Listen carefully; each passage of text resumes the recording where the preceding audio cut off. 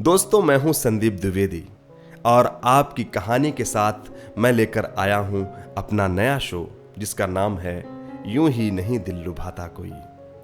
और इस शो की पहली कहानी मुझे भेजी है आर्यन मिश्र जी ने।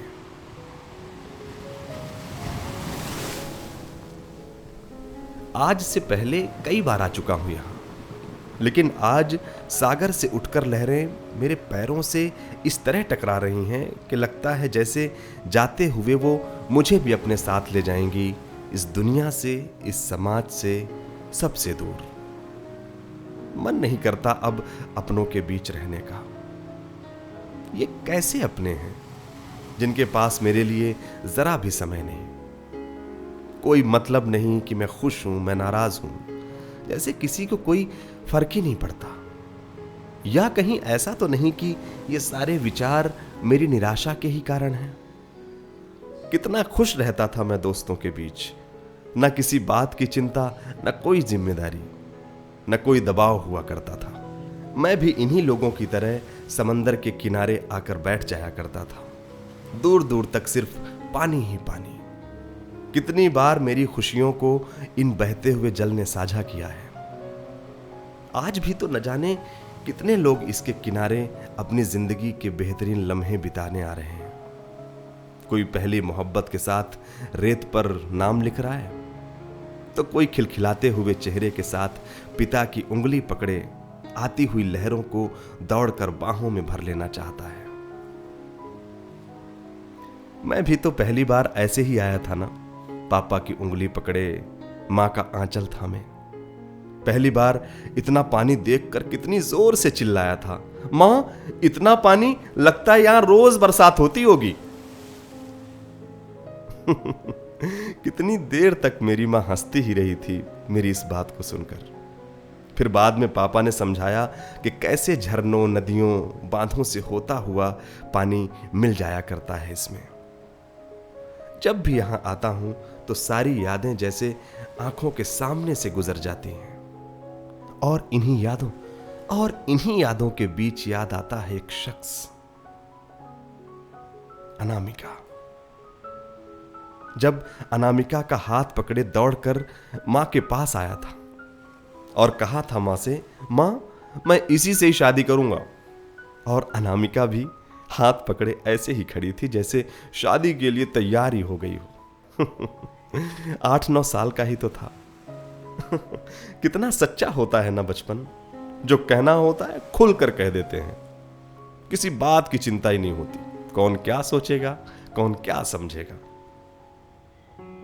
अनामिका। मैंने बताया नहीं कौन है ये अनामिका। अनामिका मेरी पड़ोस में रहने आई सुदूर गांव की एक सीधी सादी लड़की थी। पापा रेलवे में क्लर्क थे, ट्रांसफर गुजरात हुआ था तो यहीं चले आए थे पूरे परिवार के साथ।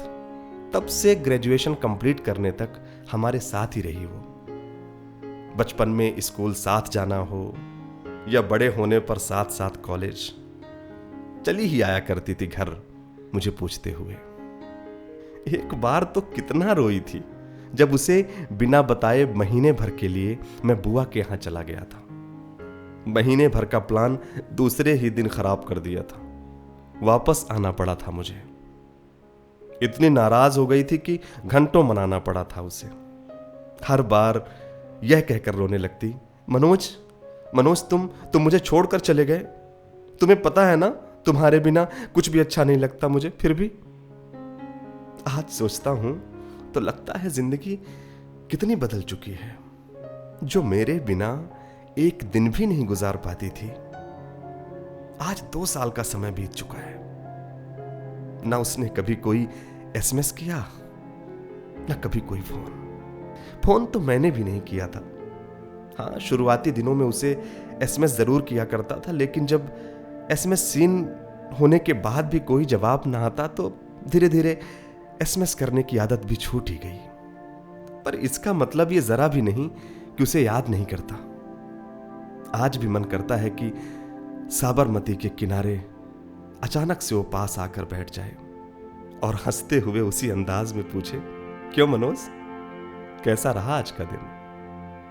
मैं बताना शुरू ही करता था कि तुम नहीं गई थी ना कॉलेज, और मेरी बात पूरी भी नहीं होती थी कि उसकी बात शुरू हो जाती थी। कैसे दिवाली की सफाई घर भर में हो रही है, कैसे पुरानी अलमारी से वो एल्बम मिला था जिसमें चाचा चाची की शादी की तस्वीरें थीं, कैसी पड़ोस वाली रीमा आंटी आई थीं और अपनी बेटी शिखा के बारे में बता रही थीं कि वो रात के 2-2 बजे तक पढ़ाई किया करती है, और दोनों साथ में अफसोस भी कर लिया करते थे कि वो इतनी पढ़ाई कर रही है और हम कुछ भी नहीं कर रहे। फिर थोड़ी ही देर में उसकी 4-5 कमियां गिनाकर अपने गिरते हुए मनोबल को फिर से ऊंचा कर लिया करते थे। लेकिन मेरी वह कला भी शायद अनामिका के साथ ही चली गई। जो मुस्कान मेरे चेहरे पर सदा दिखाई देती थी और जोर जोर से हंसने के कारण कभी कभी मां से डांट भी खानी पड़ जाती थी, वो मुस्कान बदलते समय के साथ न जाने कहां खो गई। अब तो मुझे खुद भी याद नहीं कि कब मैं खुल के जोर जोर से हंसा था। अनामिका ने मेरे साथ कोई बेवफाई नहीं की थी। उसने तो बस एक छोटा सा सवाल पूछा था मुझसे, मनोज तुम ही बताओ, पापा तो मेरी तुमसे शादी करेंगे नहीं, कहते हैं कवि हो, सारी जिंदगी गरीबी में बीत जाएगी। ऐसा नहीं मनोज कि मैं गरीबी में तुम्हारे साथ जीवन नहीं बिता सकती, लेकिन पापा को भी मना नहीं कर सकती, और उन्होंने अपनी कसम दी है मुझे। तुम ही बताओ क्या करूं मैं। अनामिका के इस सवाल का कोई जवाब न था मेरे पास। कैसे कह देता तोड़ दो बाप की कसमें, छोड़ दो सारी मर्यादाएं। मैं नहीं कह पाया, कभी हूं ना। अनामिका मेरे सामने रोना नहीं चाहती थी, लेकिन जब उसकी आंखें उसका साथ नहीं देने लगी तो वह मुड़कर हमेशा के लिए चली गई। पता था मुझे उसमें हिम्मत नहीं थी मुझसे निगाह मिलाने की। उसे लगा था मैं भूल जाऊंगा उसे, इसीलिए तो मेरे एसएमएस सीन होने के बाद भी जवाब नहीं दिया करती थी। सब पता है मुझे।